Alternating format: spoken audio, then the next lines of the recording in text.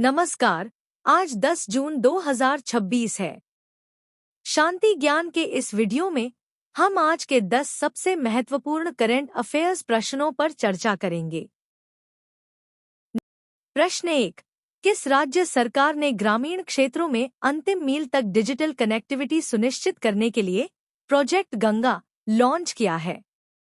विकल्प ए उत्तराखंड, बी उत्तर प्रदेश, सी मध्य प्रदेश, डी गुजरात। सही उत्तर बी उत्तर प्रदेश। व्याख्या। उत्तर प्रदेश सरकार ने हाल ही में ग्रामीण क्षेत्रों में अंतिम मील तक डिजिटल कनेक्टिविटी सुनिश्चित करने के लिए प्रोजेक्ट गंगा लॉन्च किया है। परियोजना का उद्देश्य डिजिटल शिक्षा, टेलीमेडिसिन, ई गवर्नेंस, कौशल विकास और प्रौद्योगिकी आधारित रोजगार के अवसरों तक पहुंच का विस्तार करना है। पहल के तहत डिजिटल सेवा प्रदाताओं (डीएसपी) का एक राज्यव्यापी नेटवर्क स्थापित किया जाएगा। सरकार की योजना राज्य भर में लगभग 20 लाख परिवारों को हाई स्पीड इंटरनेट कनेक्टिविटी प्रदान करने की है। इस पहल से 1 लाख से अधिक प्रत्यक्ष और अप्रत्यक्ष रोजगार के अवसर पैदा होने की उम्मीद है। प्रश्न 2। सैपलिंग उन्नत पोषण और विकास के लिए दक्षिण एशियाई नीति नेतृत्व संवाद 2026 का उद्घाटन किस शहर में किया गया? विकल्प ए चेन्नई, बी बेंगलुरु, सी वाराणसी, डी अहमदाबाद। सही उत्तर डी अहमदाबाद। व्याख्या।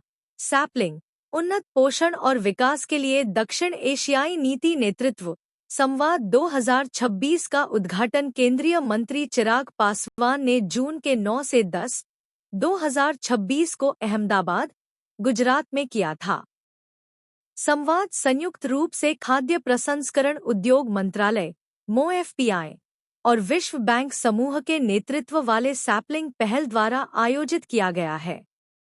इसका उद्देश्य पूरे दक्षिण एशिया में खाद्य प्रसंस्करण आधारित रोजगार सृजन, सतत विकास, खाद्य सुरक्षा और क्षेत्रीय सहयोग को बढ़ावा देना है। प्रश्न 3। राष्ट्रीय SC/ST हब (NSSH) योजना किस मंत्रालय द्वारा शुरू की गई थी?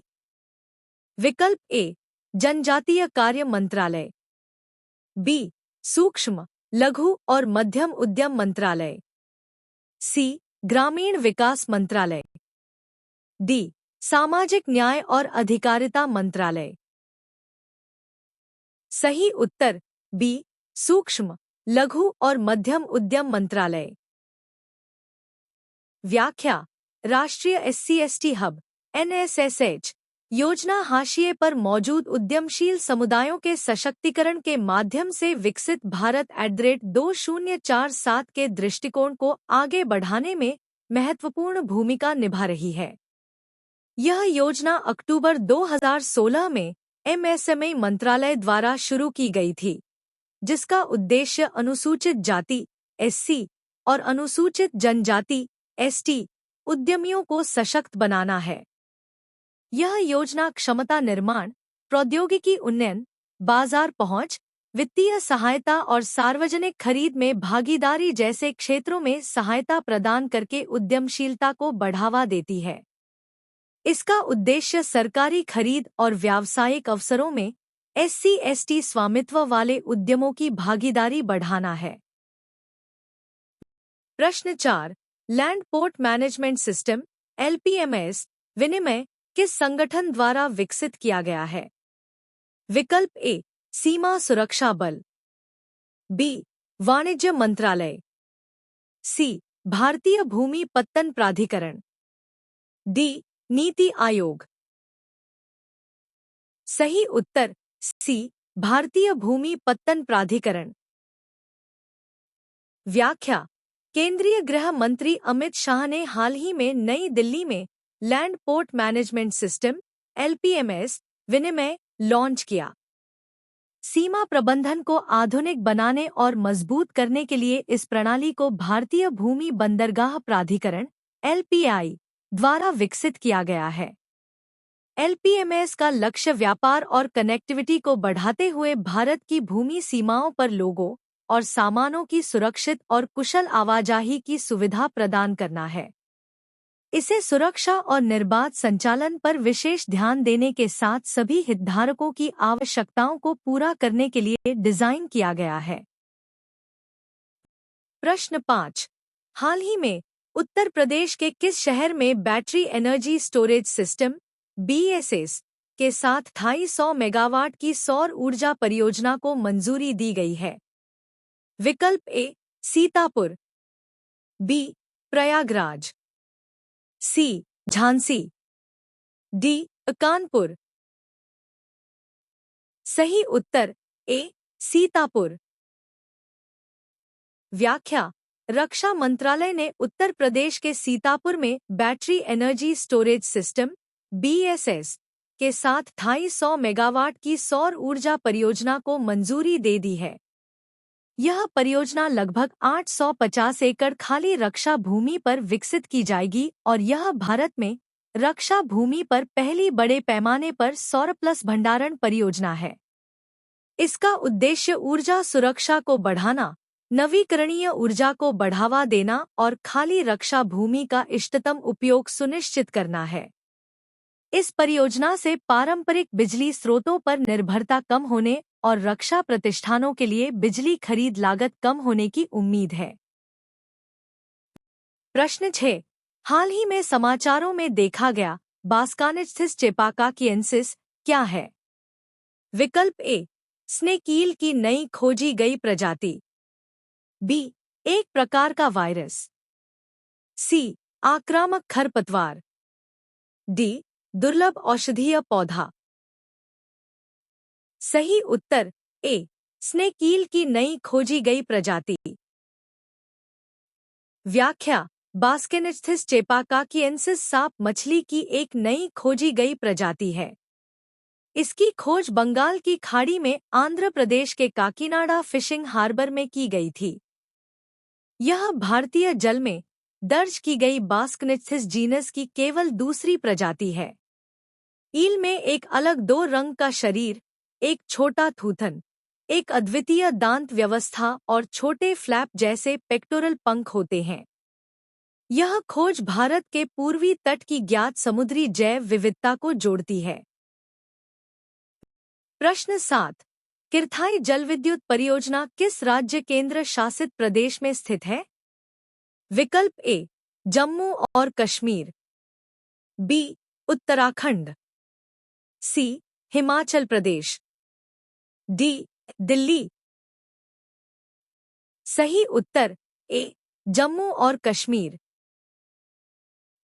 व्याख्या: कई वर्षों तक रुके रहने के बाद जम्मू कश्मीर में किरथाई जलविद्युत परियोजना को पुनर्जीवित किया गया है। यह चिनाब नदी पर नियोजित 930 मेगावाट की जलविद्युत परियोजना है। यह परियोजना जम्मू और कश्मीर के किश्तवाड़ जिले में स्थित है। यह एक रन फॉर जल विद्युत परियोजना है। नियोजित जलाशय क्षमता 51.26 मिलियन घन मीटर है। प्रश्न 8। किस टेनिस खिलाड़ी ने फ्रेंच ओपन 2026 जीता? विकल्प A Carlos Alcaraz, B Jannik पापी, C Alexander Zverev, D Flavio Cobolli. सही उत्तर सी अलेक्जेंडर ज्वेरेव। व्याख्या: टेनिस खिलाड़ी अलेक्जेंडर ज्वेरेव ने फ्रेंच ओपन 2026 जीतकर अपना पहला ग्रैंड स्लैम खिताब जीता। रोलांड गैरोस के फाइनल में उन्होंने फ्लेवियो कोबोली को 5 सेट के मैच में हराया। इस जीत ने यूएस ओपन 2020, फ्रेंच ओपन 2024 और ऑस्ट्रेलियन ओपन 2025 में उपविजेता रहने के बाद एक प्रमुख खिताब के लिए उनके लंबे इंतजार को समाप्त कर दिया। वह 1937 में हेनर हेंकेल के बाद फ्रेंच ओपन जीतने वाले पहले जर्मन व्यक्ति बन गए। वह 1996 में बोरिस बेकर की ऑस्ट्रेलियन ओपन जीत के बाद ग्रैंड स्लैम खिताब जीतने वाले पहले जर्मन व्यक्ति भी हैं। प्रश्न 9। राष्ट्रीय परिवार स्वास्थ्य सर्वेक्षण 6 के अनुसार भारत में किस राज्य केंद्र शासित प्रदेश ने सबसे कम कुल प्रजनन दर TFR दर्ज की है? विकल्प ए केरल, बी अंडमान व निकोबार द्वीप समूह, सी लक्षद्वीप, डी सिक्किम। सही उत्तर बी अंडमान व निकोबार द्वीप समूह।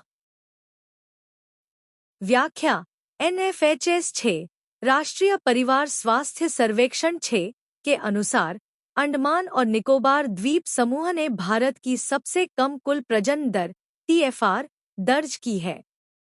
केंद्र शासित प्रदेश का TFR 0.9 है, जो प्रतिस्थापन स्तर प्रजनन दर 2.1 के आधे से भी कम है। यह भारत का एकमात्र राज्य केंद्र शासित प्रदेश है जिसका TFR 1.0 से नीचे है। 5 वर्ष से कम उम्र के बच्चों की हिस्सेदारी 5.3% NFHS 5 से घटकर 3.7% NFHS 6 हो गई।